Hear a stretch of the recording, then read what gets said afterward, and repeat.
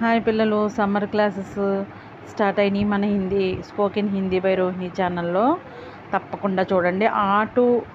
మరి జ్ఞా వరకు కావాలన్నా, గుణింతాలు కావాలన్నా చాలా క్లియర్గా తెలుగులో చక్కగా ఎక్స్ప్లెయిన్ చేయడం జరిగింది. చూడండి, మన యూట్యూబ్ ఛానల్ మీద క్లిక్ చేస్తే చక్కగా మీకు జ్ఞా వీడియోస్ అన్నీ వస్తాయి. అన్ని వీడియోస్ మీకు కావాల్సినవి చూసుకోండి. నెక్స్ట్ ఇప్పుడు చిన్నపిల్లలు బిగినర్స్కి, చిన్నపిల్లలకి చక్కగా పనికొచ్చే సంయుక్తాక్షరాలు ఎలా ఉంటాయో చూద్దామా. ఈ సంయుక్తాక్షరాన్ని బట్టే మనం హిందీ ఈజీగా రాయగలుగుతాం. ఇదేంటి మనకి అర్థం కాకుండా ఆలోచించుకుంటూ ఉంటాం. అదేంటంటే అలా మనకి హిందీ చదివేటప్పుడు ఇలాంటి వాక్యాలన్నీ వస్తాయి పదాల్లో. అవన్నీ కూడా సంయుక్తాక్షరాలు అంటారనమాట.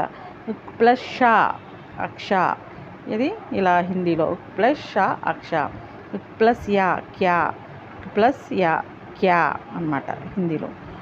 ప్లస్ వా క్వా, ప్లస్ వా క్వా హిందీలో.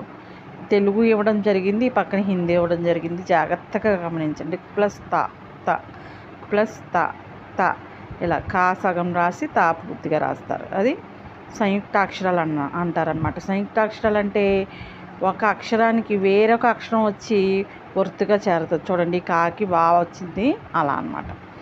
ప్లస్ లా క్లా, ఖా క్లా ప్లస్ లా క్లా. చూడండి, ప్లస్ స్థ, ప్లస్ స స్థ.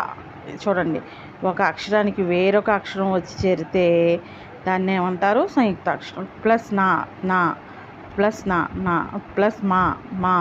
చూడండి, ప్లస్ రా ప్ర, ప్లస్ రా ప్ర, ప్లస్ మా మా, ప్లస్ మా మా. ఇలా అనమాట. నా ఇలా సగం రాసి మా పూర్తిగా రాస్తారు. తెలుగులో నా పూర్తిగా రాసి చూడండి, ఒత్తు కింద మా వచ్చింది, ఇక్కడ ఒత్తు కిందేమో నా వచ్చింది, మా ఏమో ఫుల్ వచ్చింది. ఇలా మనం హిందీకి తెలుగుకి తేడా చూసుకుని చక్కగా చదవండి. All the best.